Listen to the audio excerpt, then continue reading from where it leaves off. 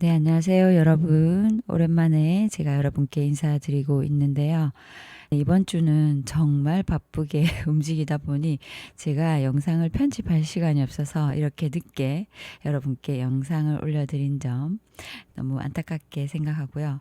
오늘은 제가 저희 구독자님을 위해서 대출에 대한 내용을 알려드려야겠다 이렇게 생각하고 자료를 준비했습니다.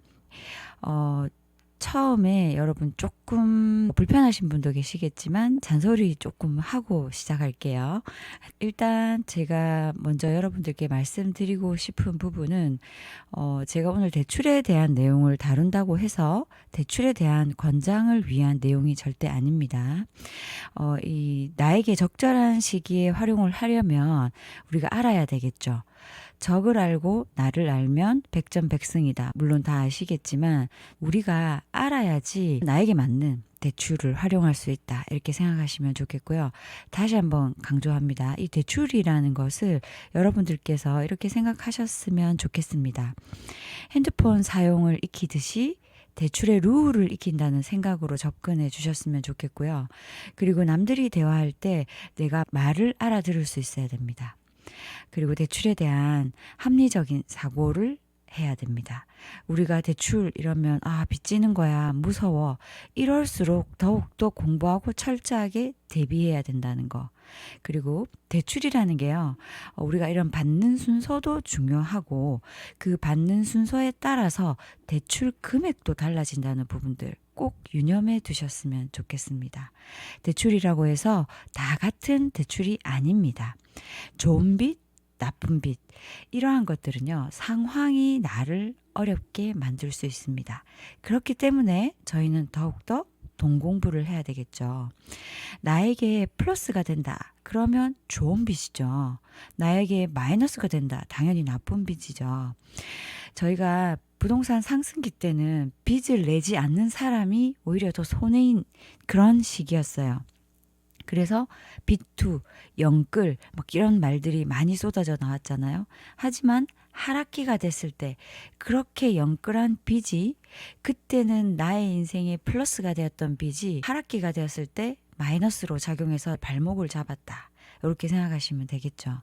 그리고 정부 정책이나 이런 거에 따라서도 굉장한 변동이 많다는 점, 이런 점들 참고하셨으면 좋겠습니다. 어떤 시기에 어떻게 활용하는지를 알아야 되겠죠. 그죠? 그러려면 먼저 대출의 종류를 알아봐야 됩니다. 빚도 어떤 빚이 있는지 분류할 수 있어야 되고요. 정리하는 방식도 여러분들 차근차근 알아봐야 됩니다. 그럼 개념부터 차근차근 알아보고요. 내가 지금 이용할 수 있는 대출은 어떤 거지? 그리고 우리 집 대출은 지금 어떤 거지? 이러한 것들부터 먼저 살펴보아야겠습니다. 저는 대출 상담사가 아닙니다. 그래서 제가 경험하고 공부한 것을 여러분께 나눈다는 생각으로 시작할 거고요. 저는 반드시 제가 필요한 공부는 하는 사람이에요. 그래서 저희 구독자님도 저와 같은 마음이길 바라면서 부족한 부분이 있더라도 이해를 부탁드리고 오늘 아마 정말 도움되시는 부분들 많을 겁니다. 어떻게 보면 기본이라고 할 수 있지만 누군가에게는 너무 헷갈려, 너무 어려워 하는 부분들도 많을 거라고 생각하거든요. 부족한 부분들은 반드시 대출 상담사와 이야기하시길 바라고요. 여기서 또 여러분께 한 번 더 말씀드리고 싶은 부분이 있는데 대출 상담사마다 전문 분야가 있더라고요. 어떤 분은 건물 대출, 어떤 분은 주택 대출, 어떤 분은 사업자 대출, 어떤 분은 정책 자금 대출 이렇게 전문 분야가 다 있단 말이죠. 자신의 경험으로 최대한 활용을 해본 사람이 제일 잘 알더라고요. 결국은 경험입니다. 그래서 경험이 곧 깡패다. 이렇게 말씀드릴 수 있고요. 절대 주의할 사항 다시 한번 말씀드립니다. 대출하라는 거 아닙니다. 이런 방법이 있다. 그리고 내가 필요할 때 반드시 써먹자. 이런 마음으로 공부하셔야 되고요. 영끌, 비투 절대 안 됩니다. 인생 한 방에 날아갑니다, 여러분. 되돌아오기 어렵습니다. 자, 이제 잔소리 그만하고요. 공부 시작하도록 하겠습니다. 대출의 종류는 뭐가 있나요? 네, 대출은 가계대출과 기업대출로 나누어 볼 수 있습니다. 가계대출은 사업의 용도가 아니게 쓰는 돈을 다 가계대출이다라고 생각하시면 되고요. 개인대출이라고 생각하시면 됩니다. 가계대출이 아니다? 그럼 사업대출이다. 이렇게 생각하시면 돼요. 가계대출은 먼저 주택 구입 자금, 그리고 전세 대출, 그리고 생활 안정 자금. 네, 요렇게 보통 나뉘어지는데요. 가계대출 같은 경우에는 담보대출로 이루어지고 아니면 서민대출, 그리고 신용대출. 이렇게 대출이 일어나는 모습 볼 수 있습니다. 분양권이든 내 집 마련이든 이러한 대출은 다 가계대출이다라고 생각하시면 되는데요. 현재 대부분의 대출 이슈라든지 발표되는 정책은 가계대출에 관한 규제가 되게 많아요. 가계대출에 대한 정책 발표가 거의 다 대부분이거든요. 그래서 저희가 공부를 하는 겁니다. 그러면 주택담보대출은 어디에서 해주나요? 뭐 당연히 은행 가면 하는 거죠. 하지만 정부에서 하는 이런 정책 자금 대출 많이들 알고 계시죠? 바로 디딤돌과 보금자리론 이렇게 있습니다. 정책 자금 대출은 허그와 HF라는 곳에서 이루어지는데요. 주택도시기금 그리고 한국주택금융공사 여기에서 이루어지죠. 무주택자 또는 생애 최초, 신생아 특례, 그리고 신혼부부 이런 분들은 사실 선택의 여지가 되게 많습니다. 자신의 상황에 맞게 자금을 잘 활용하시는 것도 굉장히 현명하다고 생각되는데요.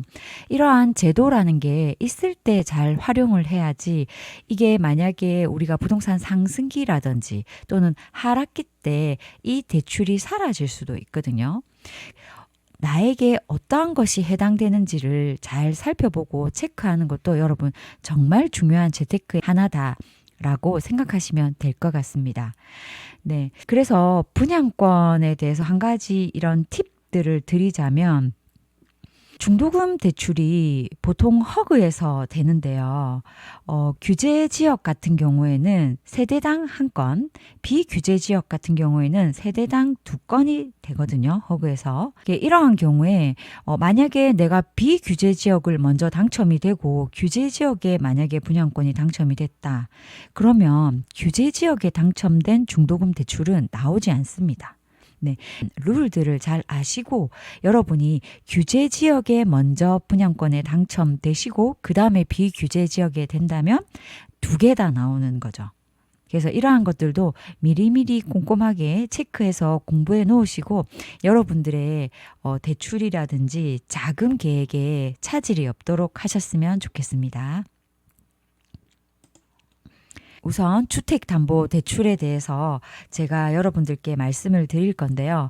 LTV, DTI, DSR 대부분 다 아시고 계시는 분도 많겠지만 저희 구독자님들께서 20대에서 30대 분들도 좀 계시더라고요. 그래서 저는 제 아이들에게 얘기한다라고 생각을 하고 한번 시작해 보도록 하겠습니다. 일단 집을 한 채를 사려고 해요. 그러면 얼마를 빌려주느냐라고 생각했을 때 물론 집값을 다 빌려주면 너무너무 좋겠죠. 하지만 그럴 일은 없다는 거. 그래서 그 기준을 잡는 것이 LTV라는 것과 DTI, DSR이라는 기준을 잡고 우리한테 대출을 해준단 말이에요. LTV라는 것은 loan to value라고 해서 집값에 대비해서 나오는 대출의 비율을 말하는 거고요. DTI라는 것은 소득 대비 대출해 주는 걸 말하는 거예요. 그래서 DTI와 DSR이 굉장히 비슷하지만 조금 차이가 있어요. 이러한 것들을 저희가 알고 이제 대출을 해야 되겠죠. 일단 LTV는 집값 대비해서 몇 프로까지 빌려주겠다 이런 개념이고요. 집을 살 때 너는 사회 초년생이니까 집 살 때 돈이 많이 없잖아. 그러니까 나라에서 70%에서 80%는 내가 빌려줄 테니까 너 집을 사라는 이런 개념이죠. 근데 막상 우리가 집값 대비 돈을 빌려주다 보니 이자를 못 내는 사람도 발생하더라 이거예요. 철수는 연봉이 1억. 그리고 순이는 연봉이 3천. 네, 이런 경우가 있었어요. 그러면 철수는 이자와 원금을 월급에서 갚을 수가 있는데 순이는 못 갚을 수도 있잖아요. 만약에 LTV가 10억에서 70%라 하면 7억을 빌려준다는데 철수는 연봉이 1억이나 되니까 원리금을 같이 갚을 수 있는데 순이는 연봉이 3천밖에 안 돼서 못 갚을 수 있다는 거죠. 그래서 빌리는 사람의 소득을 보고 기준을 잡아서 빌려주겠다. 이런 개념이 DTI와 DSR이라는 개념이에요. 네, 그래서 2005년도에 도입된 개념인데요. 자, 그러면 DTI는 뭐냐? DTI는 대출 받는 사람의 연소득을 보고 빌려주는 거고요. DSR은 대출 받는 사람의 빚도 한 번 더 체크하겠다라는 이런 개념이에요. 그래서 매월 얼마나 원금과 이자가 나가는지를 기준으로 얼마나 빌려줄지를 계산하는 방식이다라고 생각하시면 됩니다. 계산 방법은 주택담보대출 같은 경우에 연 원리금 상환액 플러스 기타 금융대출의 연이자 상환액 나누기 연소득을 말합니다. 아시겠죠?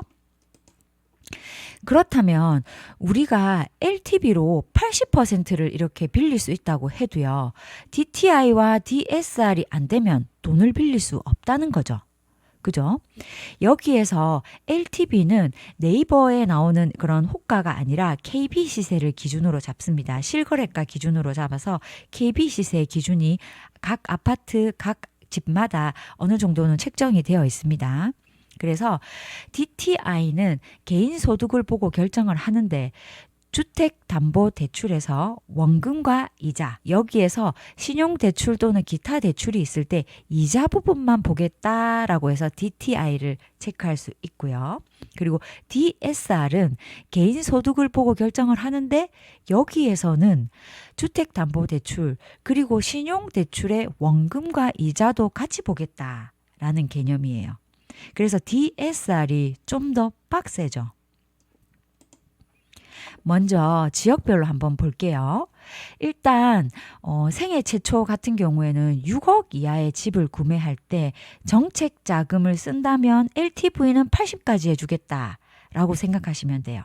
하지만 DTI로 볼 때는 60%까지밖에 못 해주겠다라고 이렇게 생각하시면 돼요. 아셨죠? 이 표 참고하시고요. 그럼 나머지 돈은 어떻게 빌리냐? 이거죠. 네, 그것이 바로 대출의 기술이죠. 이렇게 DTI까지만 보는 게 정책 자금이다라고 생각하시면 됩니다. 그래서 보금자리론과 디딤돌은 DSR은 필요 없고 LTV랑 DTI만 필요합니다. 그래서 정책 자금에 해당되시는 분들은 훨씬 더 유리하게 대출을 활용할 수 있는 거죠. 그죠? 다음은 DSR입니다. 대부분의 은행들이 DSR을 중요하게 보는데요. 이 DSR만 통과한다면 대출은 무조건 된다라고 생각하시면 돼요. 그럼 DSR을 통과하려면 어떻게 해야 되죠? 네, 우리가 할 수 있는 건 연봉을 높이면 됩니다. 아니면 연봉 높은 사람과 결혼하면 되겠죠. 딸, 알겠죠? 화이팅! 아니면 금리가 낮아지는 시기에 대출을 하시면 되는데 금리가 계속 낮아질 거라는 얘기가 많이 돌고 있죠. 그렇게 하다 보면 대출 총량이 늘어납니다. 하지만 이건 우리가 할 수 있는 부분이 아니잖아요. 그죠? 여기서도 자신의 한도 금액이 어디에 해당되는지를 아셔야 되고요. 미혼 30세 이하 단독 세대는 디딤돌 대출을 받지 못합니다. 그리고 미혼 30세 결혼을 했다. 그러면 디딤돌 대출을 받을 수 있고요. 또는 결혼을 안 했다 하더라도 부모님을 부양을 한다. 이런 경우에는 대출을 받을 수 있는데 이때는 반드시 본인이 세대주여야만 됩니다. 아시겠죠? 또는 미성년자 자녀를 내가 부양하고 있어. 이런 때도 디딤돌 대출이 가능합니다. 그리고 가계대출 총액이 1억이 되는 순간 DSR은 무조건 다 40%밖에 안 된다. 네, 이 부분 꼭 체크하세요. 자, 먼저 한번 체크해 볼게요. 내가 살 아파트가 규제 지역에 속하는지 아니면 비규제 지역에 속하는지를 먼저 체크해야 되겠죠. 그리고 KB 시세, 이 집이 얼마에 평가되어 있는지를 조사해야 되겠죠. 다음에 체크해야 될 부분은 내가 해당되는 조건, 나는 생애 최초야, 나는 신혼부부야, 나는 서민 실수요자야. 나는 이전에 집을 산 적이 있지만 현재는 무주택자야. 나는 1주택자야. 나는 다주택자야. 네, 이러한 부분들을 먼저 체크를 해서 네, 서민 실수요자 이 부분을 조금 헷갈려 하시는 분들이 있어서 여기에 적어놨습니다. 서민 실수요자 같은 경우에는요. 부부 합산 연소득 9천만 원 이하 또는 생애 최초 구입자인 경우 소득이 1억 미만 또는 무주택 세대 주인 경우 또는 규제 지역의 기준주택 가격이 9억 원 이하인 경우에 서민 실수요자라고 합니다. 우리가 지금 규제 지역 같은 경우에는 현재 강남 4구밖에 없잖아요. 그래서 이 지역 안에서도 주택 가격이 9억 원 이하인 경우에는 서민 실수요자에 포함된다라고 생각하시면 되겠습니다. 여러분들의 이해를 돕기 위해서 개념을 풀어서 한번 설명해 보도록 하겠습니다. 우리가 주택담보대출을 원리금으로 갚는다고 치면 DTI 같은 경우에는 원금 40, 이자 10 이렇게 생각하시고요. 이때 DTI를 계산할 때는 신용대출이 있다 하더라도 이자 부분만 포함하겠다라고 생각하시면 돼요. 아셨죠? 네, 다음은 내가 DSR을 알고 싶어. 이런 경우에는 주택담보대출과 신용대출을 함께 체크하는데요. 원금이 내가 40이고 이자가 10이야. 그런 경우에 신용대출 같은 경우에도 내가 원금이 얼마인지 이거는 이제 연으로 나누기를 한다. 내가 만약에 1억을 빌렸어. 이런 경우에 12개월로 나누어서 원금이 얼마다라고 계산한다라고 생각하시면 되고요. 이때 이자, 원금과 이자 이렇게 같이 계산을 해서 DSR을 보겠다. 이런 개념입니다. 자, 그렇다면 여러분 연습 문제 한번 풀어볼게요. 내 월급이 500만 원이야. 그리고 나는 주택담보대출로 100만 원과 이자 100만 원이 나가. 물론 뭐 이렇게 나가지는 않지만 제가 이제 쉽게 이해를 돕기 위해서 이렇게 숫자로 표현하는 거예요. 네, 한번 계산해 보세요. 그 다음에 내가 빌린 신용대출로 빌린 돈이 월 25만 원, 이자가 25만 원 나가. 그렇다면 DTI와 DSR은 어떻게 될까요? 자, 계산해 볼게요. 3초 드리겠습니다. 네. DSR은 50입니다. DTI는 45입니다. 그래서 여러분 DSR이 DTI보다 훨씬 더 높게 나와요. 아시겠죠? 이게 일단 일반적이다라고 생각하시면 되고요. 이런 DSR을 안 보는 대출이 있습니다. 생각을 해보세요, 여러분. 이렇게 보시면 원금과 이자까지 본다는 건 더 타이트하다는 얘기거든요. 그죠? 네. 그렇다면 DSR을 안 보는 대출은 신용대출의 영향이 적다는 거죠. 네, 이러한 것들이 바로 신생아 특례, 보금자리론, 디딤돌 대출 이러한 것들이 DSR을 안 보고 DTI만 본다는 거예요. 아셨죠? 그러면 여기서 눈치 빠르신 분들 눈치 채셨나요? 그렇다면 우리가 DTI 적용만 받고 신용대출을 더 받을 수 있다. 이렇게 생각하시면 되겠습니다. 받으라는 거 아니에요, 여러분. 자, 여기에서 제가 여러분들을 위해서 표로 한번 정리해 봤는데요. 먼저 신생아 대출이 9억이죠. 그죠? 신생아 대출이 주택 가격이 9억까지 빌릴 수 있어요. 뉴스에 났었죠. 9억 이하 집 거래량들이 늘어났다고요. 이런 대출이 집값 또는 거래량에 이러한 기준점을 가지고 움직이는 경향이 있어요. 그래서 먼저 생애 최초다. 그러면 대부분 다 제가 아까 뭐라고 말씀드렸죠? 80%. 네, 외우세요. 생애 최초 같은 경우에는 80%까지 LTV가 적용이 됩니다. 여기에서 신혼부부다 라고 하면 그러면 주택 가격은 6억으로 연봉은 8,500까지 가능하다. 이렇게 생각하시면 돼요. 신생하다. 그러면 맞벌이 기준으로 1억 3천이다. 이렇게까지 보시면 됩니다. 요런 포인트들은 여러분 기억을 해 놓으시는 게 좋습니다. 그리고 신생아 같은 경우에는요. 진짜 우리나라에서 얼마나 자녀 출산을 원하는지 여기에서 보입니다. 금리도 1.6%부터 시작돼요. 아시겠죠? 그리고 이런 디딤돌 대출의 포인트는 여러분 이런 체증식이라는 이자 납부 방식이 있는데요. 이런 체증식 같은 경우에는 만 40세 미만의 근로자들이 해당이 됩니다. 40세 미만 젊은 분들은 이러한 제도가 있을 때 꼭 활용하셔서 DSR을 낮추고 이자를 천천히 갚는 방식으로 하셨으면 좋겠어요. 아시겠죠? 네, 이렇게 된다면 여러분이 훨씬 더 내 집 마련을 갈아타기를 할 때 유리하다라고 생각하시면 되고요. 여기서 더 또 여러분들께 알려드리고 싶은 부분이 25년 8월 11일까지는 중도 상환 금액이 면제됩니다. 네, 이 부분 참고하셔서 여러분 꼭 꿀팁으로 가져가셨으면 좋겠고요. 그리고 여기 우리가 신혼부부인데 생초 같은 경우는 6억까지 네, 주택가격 마련할 수 있는데 신생아까지 있다? 그럼 나는 9억까지도 노려볼래. 네, 이렇게도 할 수 있다는 거죠. 아시겠죠? 자, 여기 빨간색 제가 표시해놨습니다. DSR은 디딤돌 대출은 안 봅니다. 아시겠죠? 여러분들이 이렇게 정책 자금을 받고 전세 놓으려고 한다. 그러면 못할 수도 있다는 거죠. 이런 디딤돌 대출은 1개월 이내에 그 집에 전입을 해야 됩니다. 이런 부분들 여러분 참고하시고요. 1년 전입을 유지하고 난 다음에 내가 이사를 가고 싶어. 이런 경우에는 이제 이사를 갈 수 있는데 1년은 꼭 전입 유지해야 된다는 거 체크하십시오. 만약에 이거를 지키지 않고 추가로 주택을 구입했을 때 새로 산 집을 6개월 이내에 처분하지 않는다. 그러면 디딤돌 대출은 회수해야 됩니다. 근데 여러분 이게 꿀팁이 뭐냐면 여러분들이 이 집을 추가로 매수할 때 네, 바로 이렇게 점검이 나오는 게 아니라 대출하고 1년 뒤에 이제 한 번씩 점검이 나온단 말이에요. 그렇다면 우리가 이제 한 1년 6개월 정도의 시간을 벌 수가 있는 거겠죠. 그래서 이러한 것들을 잘 활용하신다면 여러분들이 내 집 마련 그리고 갈아타기 할 때 도움이 될 수 있다라고 생각하시면 되고요. 사실 이 부분들은 제가 저희 고객분들 또는 저희 수강생분들 상담할 때 알려드리는 꿀팁이지만 저희 구독자님을 위해서 제가 말씀을 드립니다.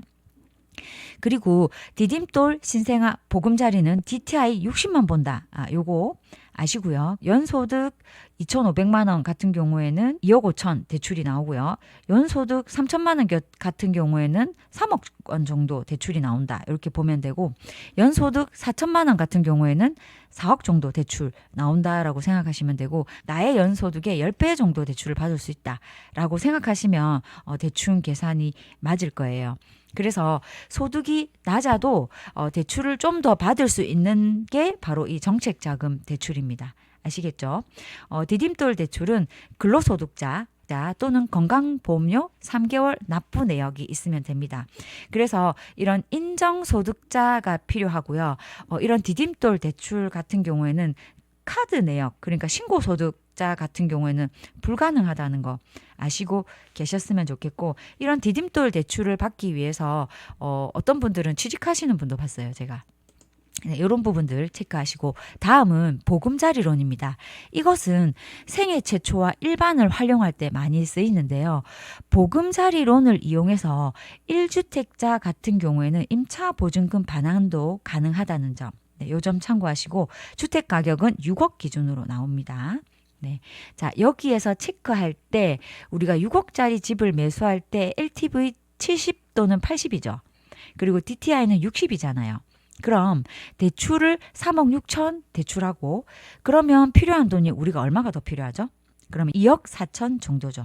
디딤돌 대출과 보금자리로는 6억 이하의 집을 살 수 있어요. 그러면 고소득자는 안 된다는 거죠.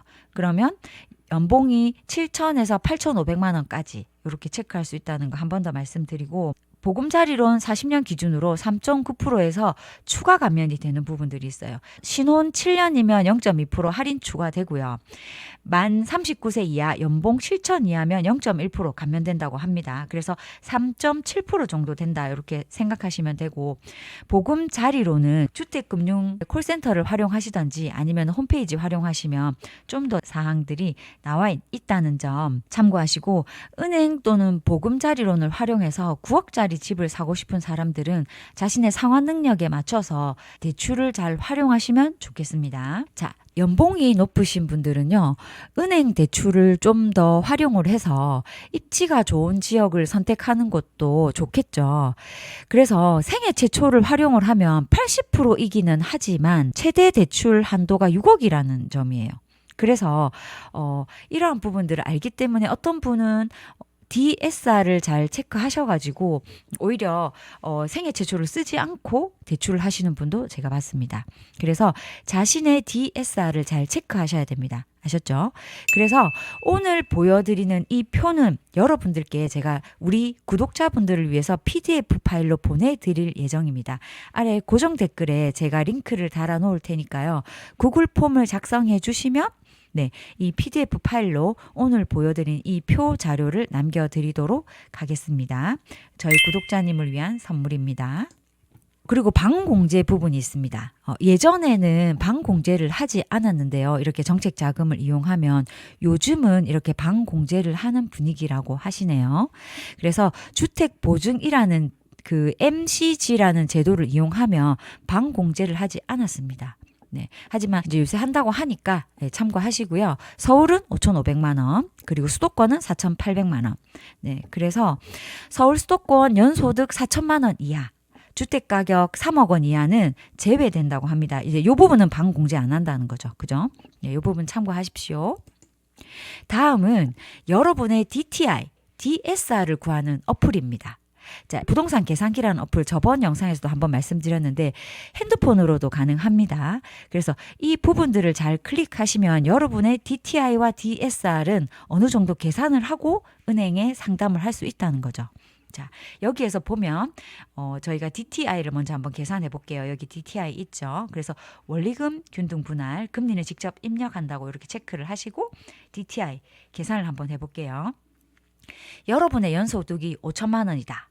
근데 나는 4억을 대출하고 싶어. 네, 이렇게 하는 경우에 대출 기간을 30년, 12개월 잡고요. 대출 이자는 4% 정도 이렇게 잡고 나 기타 부채는 한 3천만 원 정도 있어. 라고 할 때 이 기타 부채는 뭐 신용대출 뭐 이런 거겠죠. 이런 거면 이때 이제 이자는 한 6% 정도로 잡을게요. 우리가 아무래도 일반 대출보다는 신용대출이 금리가 조금 높잖아요. 그죠? 네, 이런 경우에 DTI가 49.43이 나옵니다. 아셨죠? 이렇게 DTI 계산 딱 누르면 49.43. 그러면 DTI가 60이다. 그런 경우에는 통과가 되는 거죠. 그죠? 네, 이렇게 계산하시면 됩니다. 자, 다음은 DSR입니다. 요것도 여러분 여기 DSR이라는 수식 요거 클릭하시고요. 연소득을 먼저 넣습니다. 내가 연소득이 7천만 원이야. 네, 그런 경우에 나는 4억 2천을 빌리고 그리고 36개월로 네, 대출을 할 거야. 그리고 금리는 4% 이렇게 적어서 넣으세요. 그리고 신용대출은 내가 한 1,500만 원 있어.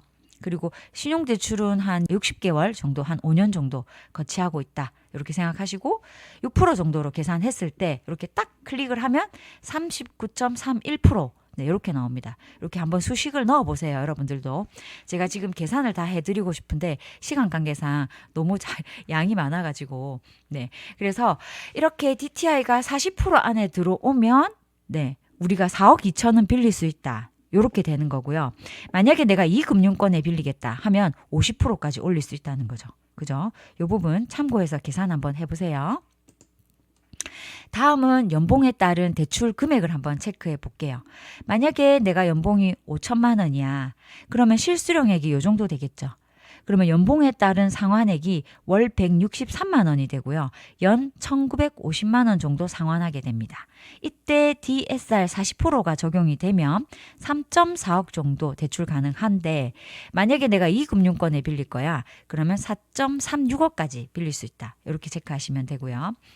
이렇게 연봉이 딱 1억이다. 그러면 LTV 한 70 정도 걸린다 생각하시면 되고요. 네, 한 7억 정도 네, 빌릴 수 있다. 이렇게 대체적으로 이제 예상을 하시면 여러분들이 이제 자금에는 큰 차질이 없겠다 생각하고요. 1억 이하 같은 경우에는 실수령액이 658만 원, 그리고 월 333만 원, 연 4천만 원 정도 상환한다고 보면 되겠네요. 그래서 DSR 40%로 체크를 했을 때 6.9억, DSR 50%로 체크를 했을 때 8.72억 정도 된다. 이렇게 생각하시면 되겠습니다. 그리고 제가 여러분들께 꼭 말씀드리고 싶은 부분이 혹시나 퇴사를 준비하시는 분이 계시다면 반드시 저는 대출을 받고 퇴사를 하셔라. 이렇게 말씀드리고 싶고요. 보통 퇴사하고 3개월에서 6개월 또는 12개월까지는 대출을 안 해주는 경우를 좀 봤거든요.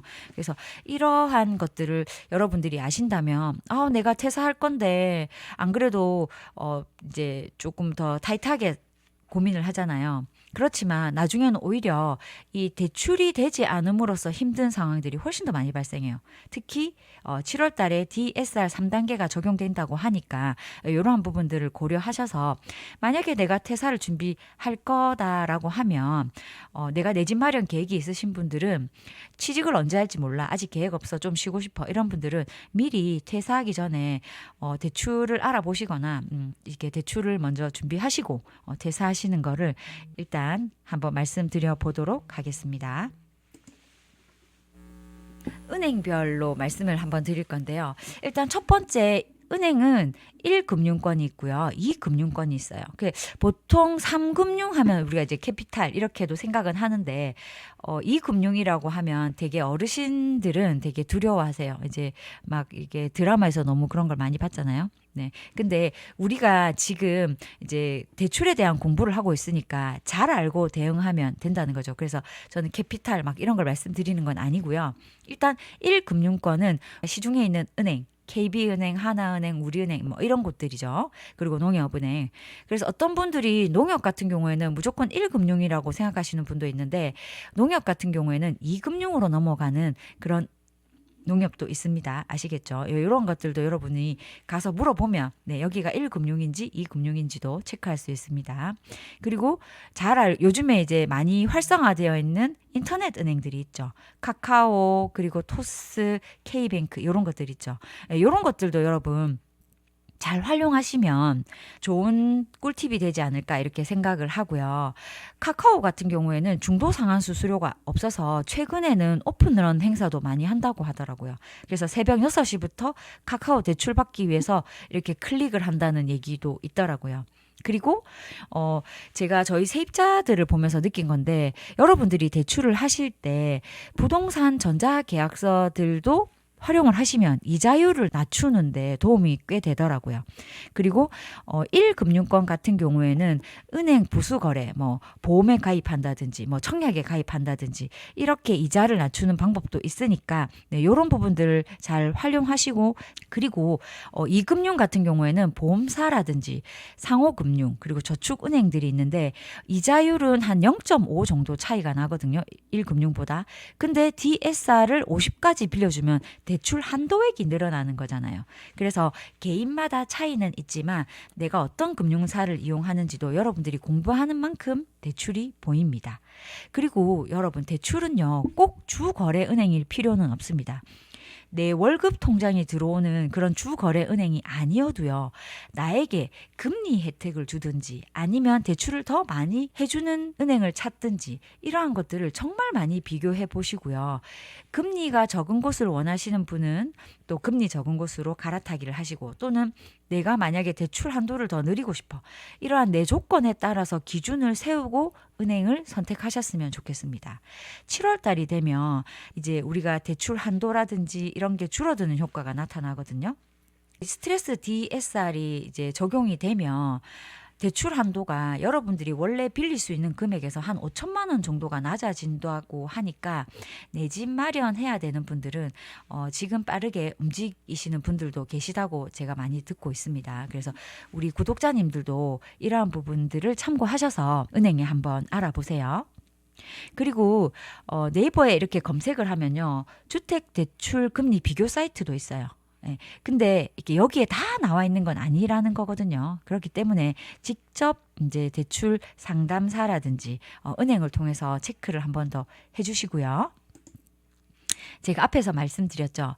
대출 함도를 높이기 위한 방법은 첫 번째는 금리가 낮으면 됩니다. 그러면 0.2든 0.3이든 대출 금리를 낮추어서 여러분들의 대출을 조금 더 한도를 높일 수 있고요. 그리고 대출 기간을 늘리는 방법이 있어요. 아까 말씀드렸던 체증식이라든지 또 나이에 따라 물론 다르겠지만 40 미만 또는 34세 미만 같은 경우에는 50년까지도 납입 기간을 늘려준다고 하는 거예요. 그러면 우리가 매달 내는 이자율이 낮아지니까 이 부분도 참고하시면 좋고요. 제일 중요한 건 뭐다? 연봉 높이기. 아시겠죠? 옛날에는 우리가 이렇게 대출을 하면 이걸 갚을 때까지 대출을 갈아타지 않고 이랬는데 요즘 젊은 사람들 되게 똑똑하잖아요. 이렇게 낮은 금리로 또 이렇게 원금을 낮게 내고 있다가 중도 상환 수수료가 없어지는 시점에 갈아타기를 할 수도 있잖아요. 그죠? 또 더 좋은 대출 상품이 나오면 갈아타기도 할 수 있기 때문에 여러분들이 일단 지금 현재 우리가 대출 받는 부분에 있어서 최대한 금리도 조금 낮게 그리고 기간을 좀 늘려서 지금 나가는 돈을 조금 줄여 놓으시면 여러분의 DSR에도 도움이 된다는 거죠. 아셨죠? 이러한 것들을 잘 적용을 해서 대출을 받으시길 바랍니다. 그리고 대출 계산기도 있습니다, 여러분. 이렇게 네이버에 대출 계산기를 검색을 하면 내가 한 달에 원리금을 얼마나 낼 수 있을지도 체크할 수 있어요. 그죠? 그러면 내가 얼마 정도 내가 감당할 수 있어. 요런 것들을 체크할 수 있고 초반에 빠져나가는 돈이 적어야 된다는 거. 그래야 우리가 부담이 작아서 그 기간 동안 열심히 저축하고 자산을 불려서 여러분들이 갈아타기 하거나 또 좀 더 입지 좋은 곳으로 이사를 하려고 할 때도 도움이 꽤 되겠죠. 초반에 원리금이 조금 작게 나가서 대출 금액을 조금 더 늘리고 조금 더 여러분들의 내 집 마련에 도움이 되는 방식으로 고민을 좀 많이 해보셨으면 좋겠어요. 만약에 아직까지도 이 DSR이라든지 DTI에 대해서 이해가 안 간다. 그러면 사실 영상을 한 번 더 돌려보세요, 여러분. 내 DSR은 얼마가 되고 DTI는 얼마가 된다. 이런 부분들 참고하셔서 제가 이렇게 영상을 만들어 놓는 부분은 제 아이들 또는 제 아이들 친구들을 위해서 앞으로도 이 영상 참고하라고 만드는 영상이라고 생각해 주셨으면 좋겠고요. 모르겠으면 정말 영상 앞으로 여러 번 돌려보셔서 댓글이나 질문도 좀 많이 주세요. 그러면서 제가 여러분들께 쉽게 알려줄 수 있는 부분들은 알려줄 수 있도록 한번 노력해 보도록 하겠습니다. 이제 7월에 시작될 스트레스 DSR 3단계. 네, 많이들 긴장하고 계신데요. 어떤 내용이냐면 지금은 1금융에서만 주택담보대출과 신용대출을 받는데 3단계에 들어서면 이제 1금융이든 2금융 상관없이 다 보겠다. 이런 거거든요. 좀 더 빡세지는 거죠.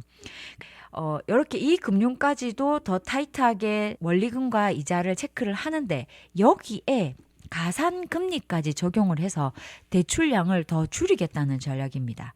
그래서 원래는 저희가 이제 5천만 원까지도 더 빌릴 수 있는데 가산금리를 더해서 줄여버리면 이제 빌릴 수 있는 돈이 적어지고 그러면 우리가 더 이제 좋은 곳으로 이사를 가려고 해도 돈을 더 못 빌리니까 이사 갈 수 있는 확률이 좀 더 줄어든다는 거죠. 그죠?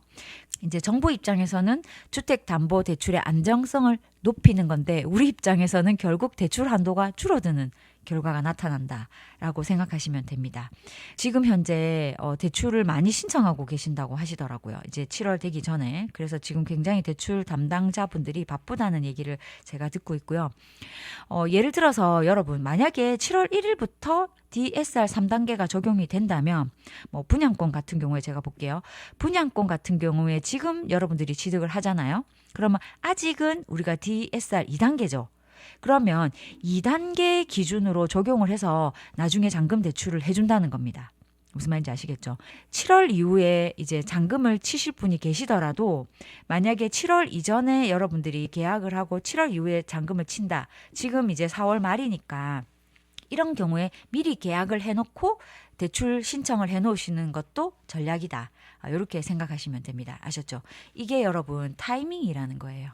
우리 구독자분이 아니어도 이 영상을 빨리빨리 공유해 주셔서 여러분들 지인들도 올해 내 집 마련할 계획이 있으시다면 이 부분들을 참고해서 여러분 대비를 하셔야 됩니다. 스트레스 금리 공시가 0.75고요. 현재 적용되고 있는 2단계입니다. 여기 글자 작은 거 보시면 수도권 같은 경우에는 1.2까지 적용된다는 거. 요거 이제 수도권 분들이 보시면 화낼까봐 이렇게 작게 적어 놓은 것 같아요. 아셨죠? 그러니까 일단 수도권 분들은 지금 저희가 대출하려는 금액에서 만약에 4%다. 그러면 1.2 플러스해서 적용한다라고 생각하시면 되고요. 비규제 지역인 경우에는 0.75. 내가 4%다. 그럼 4.75% 대비해서 DSR 계산하시면 됩니다. 그리고 여기에는 변동, 변동 그리고 혼합 주기형이 있는데요. 이제 혼합형과 주기형으로 비교해 봤을 때 보시면 고정금리 만약에 9년에서 15년만 기준으로 잡더라도 플러스 3.0 그리고 주기형 같은 경우에는 1.5죠. 그래서 주기형 같은 경우에는 금리 변동 주기가 5년 이상으로 그 기간 내에 고정금리가 적용되는 상품이고요. 그리고 5년에서 9년 미만 요까지 하고 다시 또 빌리는 경우에 9년에서 15년 요런 경우에는 금리를 이렇게 해준다. 요런 뜻입니다. 0.15만 적용하겠다. 이 뜻입니다. 이 부분 참고하셔서 보시고요. 그래서 25년 기준으로 연봉이 5천이다 라고 저희가 계산을 해봤을 때 변동형 같은 경우에는 2억 8,400까지 주택담보대출을 해주겠다. 주기형 같은 경우에는 3억 2천까지 해주겠다. 요렇게 되는 거죠. 그러면 주기형이 훨씬 더 많은 대출이 나온다는 거죠. 그럼 내가 연봉 1억이다. 그러면 5억 6천까지 빌려줄 수 있다. 근데 만약에 주기형으로 한다. 그러면 6억 4천까지 빌려줄 수 있다. 이렇게 됩니다. 아셨죠? 이렇게 체크하시면서 여러분들의 대출 한도를 알아보시고 공부해 놓으세요. 아셨죠? 우리 구독자님들. 이렇게 체크하시면 되고요. 오늘 내용이 조금 도움이 되셨나요? 여러 가지 물론 사실 디테일한 부분이라든지 또 이제 DTI를 먼저 받고 신용대출을 받는 부분이라든지 이러한 부분들이 있지만 눈치채실 분들은 체크하세요. 제가 유튜브에서 다루지 못하는 부분들이 좀 많아서 좀 많이 아쉽고요. 나중에 이제 저랑 개인적으로 만나거나 또는 상담하시는 우리 고객분들 또는 수강생분들이 계신다면 각각 개인에 맞게 제가 한 번 더 디테일하게 설명을 드리도록 하겠습니다. 조금이라도 여러분들의 내 집 마련 또는 가정 경제에 도움이 되길 바라면서 오늘 영상 마련했고요. 오늘 내용은 꼭 주변 지인분들에게도 공유를 많이 하셔서 여러분들의 대출에 도움이 되셨으면 좋겠습니다. 오늘 영상이 도움이 되셨다면 구독과 좋아요 부탁드리고요. 우리 구독자님들의 가정 경제가 풍요로워지는 그날까지 응원하도록 하겠습니다. 끝까지 시청해 주셔서 감사합니다. 고정 댓글 참고해 주세요. 대출 상담사와 상담하고 자신에게 적절한 대출을 활용을 해서 성공적인 내 집 마련을 하셨으면 좋겠습니다. 지금까지 부동산 마키였습니다. 감사합니다, 여러분.